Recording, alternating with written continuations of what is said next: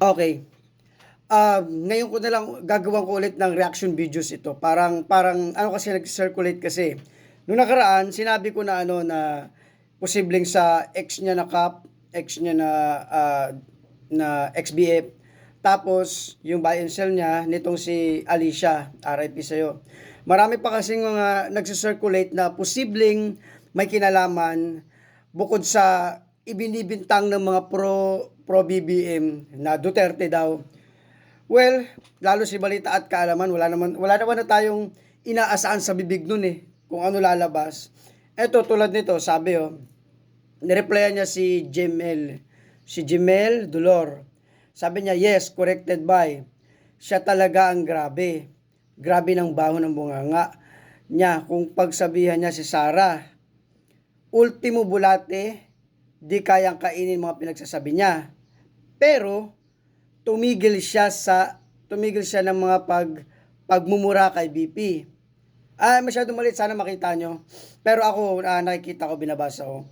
At nanahimik na siya. Hindi ko lang sasabihin ang buo kasi taga Caloocan North din ako. Taga Norte daw siya. Ibang barangay lang kami. Pero magkalapit lang daw. Binayaran siya at sinisponsoran sa retoke niya kapalit siraan si BP. Kaya pala yung glow up niya biglang nagbago. Pasensya ka na Alicia kasi kahit papaano naman kasi may simpatya ako sa'yo. Kaya lang, kailangan lang natin itama yung mga dapat itama. Kasi yung mga kasamahan mo rito na pro-BBM, ipinalalabas na Duterte ang may gawa. Ganun daw ang tatak Duterte, whatever. 'Di ba? Pero kalaunan, di niya kinaya ang gustong magawa sa kanya. Nasiraan si BP. Nag-stop siya sa paninira. Tapos, ayan na, nag-stop na siya, pinatay naman siya. Siyempre, ikaw ba naman, alam mo na ang galawan nila, tapos biglang, di mo masikmura, although pinagbigyan mo sila kapalit ng retoke mo, pero na-realize mo na talaga na di kaya sabihin ng isang tao na siraan pa, dahil nakikita niya na hindi naman talaga ganoon kasama at hindi totoo ang mga salitang gusto nila ibato kay BP. Diba? Lumalabas talaga ang totoo Kahit anong ano natin, kahit anong tago, kahit anong ano natin, lalabas talaga ang totoo. Kaya ito nga daw, huminto siya, ang mali lang, dinedo siya.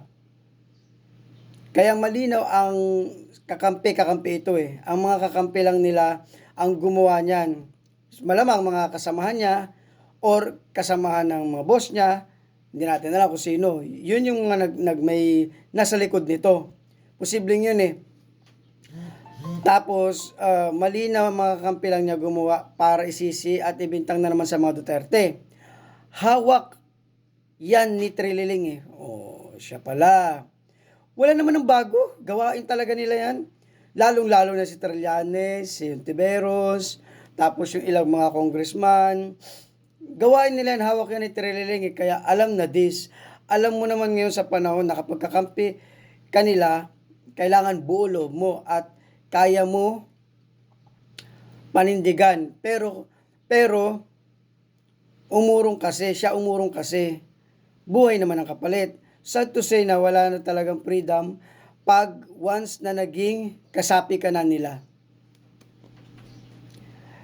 Isa-summarize ko lang. Ang sinasabi ng taong ito ni Brent Boston, malamang hindi totoong ano yan. Ang sinasabi nito, si Alicia, totoo, inadmit naman nila, inaamin nila na binabayaran sila para siraan si Duterte, mga Duterte. Tapos, kapalit ng retoke, bayad na siya, nakapag-retoke na siya, bla bla bla, okay na. Dapat, ang ano niya, tuloy-tuloy. Kaya lang, hindi niya kinaya. Ayaw niya na, pwede naman siguro umalis. Ayaw niya na kasi nga, di niya nakaya Kasi, hindi naman daw talaga ganun ang mga Duterte. Sa sobrang sama, sobrang lupit na sinasabi, tao lang rin naman ito na tinatamaan ng konsensya. Ngayon, ayaw niya na. Hindi po pwede. Para ang ano ng boss niya, ang ano nila Trillanes, base dito, ang ano nila Trillanes, hindi.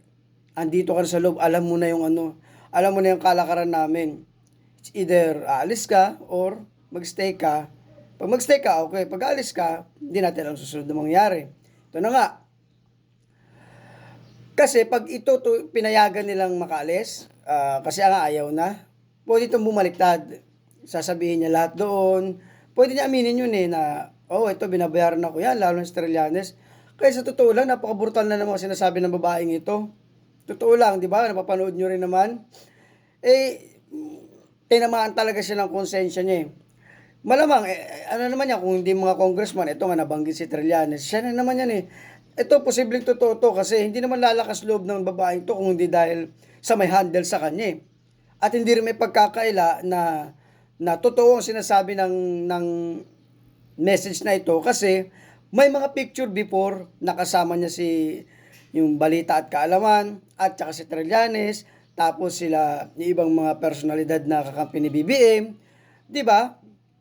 Ang totoo talaga marami nasisilaw sa pera in the end. Pero sa dulo, yun nga sila pa rin napapahamak. Di lahat nagagawa ng pera sa totoo lang. 'Di ba? Kaya yung mga yung mga ilang tao na mga ordinaryong tao, mag-isip-isip kayo.